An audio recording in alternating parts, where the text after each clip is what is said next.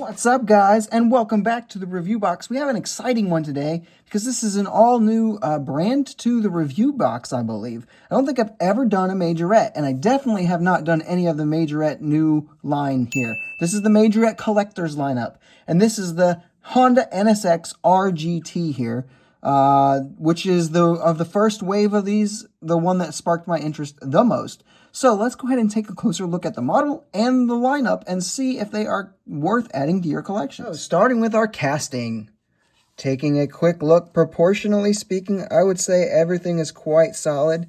Maybe just a little bit too skinny from this front. That would be my only worry. And like I said, I don't really have any true 1/64 scale NSXs to compare it with, so I can't say that for certain. I can just say it kind of maybe might be too skinny. Go ahead and kind of compare as best I can to the real life car, and you can see that it is pretty solid, I would say. No real complaints with the accuracy that I can for sure say. Let's go ahead and break the casting down here. And what I can say is that almost everything you're going to see painted up is going to be metal. So the roof is going to be metal. All these red bits are going to be metal. But we do have a fair amount of plastic. So this scoop back here on the engine bay, that is going to be plastic. Your rear wing is going to be plastic. Your mirrors are going to be plastic, as well as your base. This is going to be a heavy bit of plastic here that is going to wrap itself all the way into this diffuser area. The only other chunk of plastic, though, is going to be these little side intake bits here, which you can actually barely tell are plastic because they do fit fairly seamlessly with the actual body paint. So that is quite good here. Like I said, scaling, I think, is true 1/64 scale, but I'm not 100% sure of that. Another cool thing these cars do have, this is the whole lineup, they do have working suspension. Now, they do have Phillips head screws, so I did go ahead and kind of take this one apart at one point. And the suspension is actually kind of a unique thing I've never seen done before. And it's basically a metal wire that wraps all the way around the car and allows it to have that kind of small bit of suspension, which I think is pretty cool. What else can I really say about this one? Not really much else other than the body lines have been replicated nicely, and I think it is a great casting. Into the paint and deco. So this is the first version from Wave 1, and very solid. It is a ever so slight metal flake to this paint. So we got this nice red, which looks good. I think is an iconic color for the NSX in general. And it just has ever so slight bit of metal flake to it. Highly doubt you'll be able to pick it up on the camera. But in person, it is definitely there and looks quite good. There is also a yellow variant, which came out, I believe, in Wave 2 of this line. So if either one of those strikes your fancy, those are what you have so far. Moving into the details, and this is where things get interesting. So we have full plastic inserts, like what you'd see from a Mini GT for your headlights, and those look really, really nice.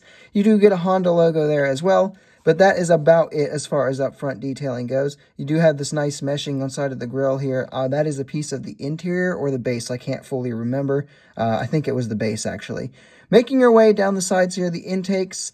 While there's no detailing like deep inside there, as you can see, from the side pit here, you can actually see there's a little bit of tamper work here, which does give the illusion that that's been really done quite nicely.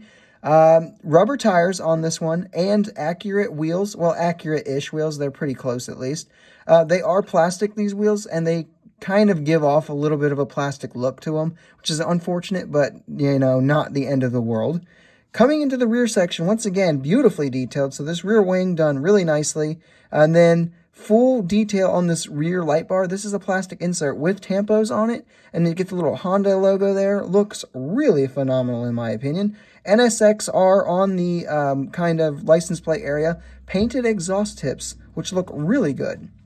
Making our way to the interior, it's just a plastic molded interior with no painted details or anything like that. But the details that are molded in, like especially in the engine bay, are quite good. So on the whole, the details of this thing are actually very impressive.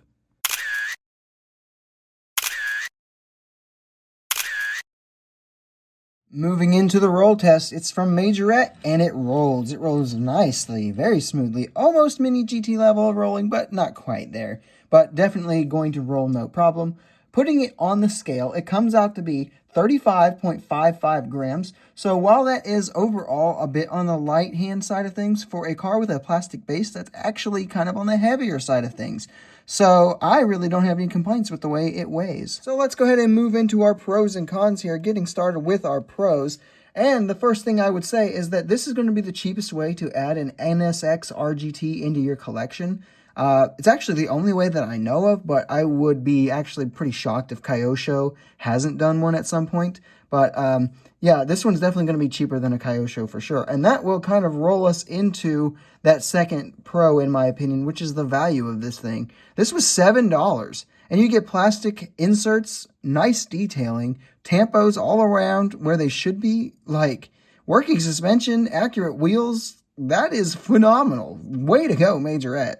Making our way into the cons here, and there is one that I should say, and it is just kind of the cheap way that the hood scoop was kind of installed and the plastic quality of it.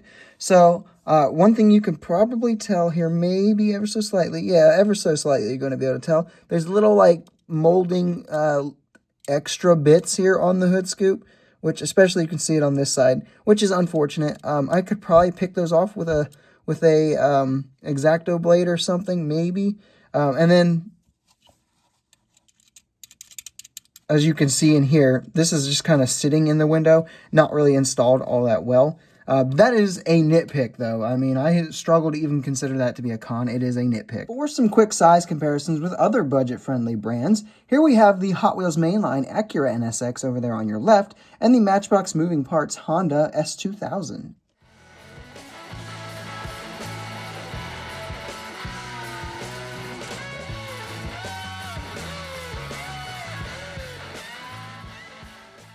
And here we've got it with some premium Japanese cars here with the Mini GT Nissan Z GT 500, which has recently been reviewed, and the Era car Lexus LC 500.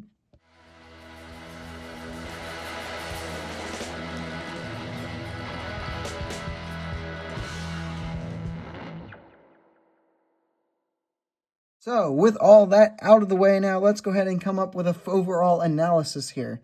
So the hype, does this one live up to its hype? Absolutely, I would say. This one was done quite good, and I am very impressed and a little bit surprised with it, in all honesty.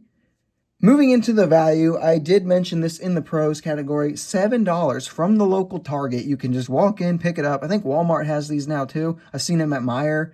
Like, you really can't go wrong here. The distribution for a Majorette, probably the best I've ever seen in the US. And price, fantastic. Quality for what you get, fantastic. And I forgot to mention, it comes with a display case. Don't know if I have the display case for this actual NSX right here, but this is the one that came in the Bugatti. Spoiler alert for an upcoming review. But yeah, you get a nice little display case with a stand. Like, value phenomenal. Cheaper than a Hot Wheels Premium. Community feedback has been good as well. I haven't really seen any real complaints about this one. So yeah, I would say everyone who's gotten these are very happy with what they have.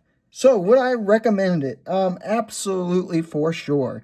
I do not have any of the other cars from the line, except for that Bugatti, spoiler alert, but I'm not going to mention that yet, because as far as you know, I don't have it. Forget that I've got it. I would say that based off of the quality of this one, I would recommend the entire lineup to you, not just this particular car. This is the car that caught my interest because I don't have it at all in any kind of other brand at all. So it really kind of nabbed my attention. But based off of what I'm seeing here and the price, I would recommend this one for sure, to the point where I would say get it if you see it, don't hesitate on it. And then the rest of the lineup, I would not sleep on either. I think these are great, and Majorette has done a phenomenal job. And that'll do it for this review, guys. I hope you have enjoyed it. If you did, make sure you give the video a like. Subscribe if you are new. If you have any questions, comments, or concerns about this model, make sure you leave them down below in the comments. And I will see you in the next video.